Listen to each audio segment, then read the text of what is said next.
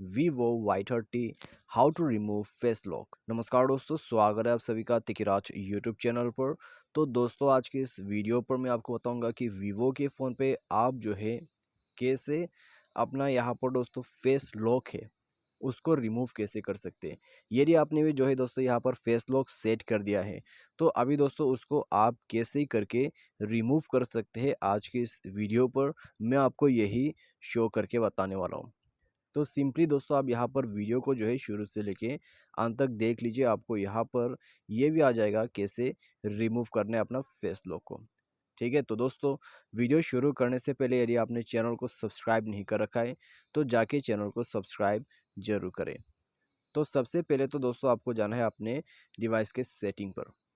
तो जैसे आप सेटिंग पर जाओगे आपको स्क्रॉल डाउन करके नीचे में यहाँ पर आ जाना है। नीचे आपको मिलेगा फिंगरप्रिंट फेस एंड पासवर्ड। ठीक है, उसमें क्लिक करना है। उसके बाद दोस्तों यहाँ पर जो फेस लॉक है, फेस लिखा हुआ है, उसमें क्लिक करके अपना जो फ़ोन का पासवर्ड है उसको भर देना है। फ़ोन पासवर्ड वगैरह भरने के बाद आपको यहाँ पर अनलॉक का ऑप्शन दिखाई दे रहा होगा, तो बस आपको उसी पर क्लिक कर देना है।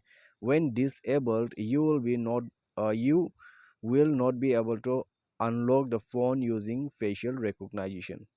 ओके कर दीजिए।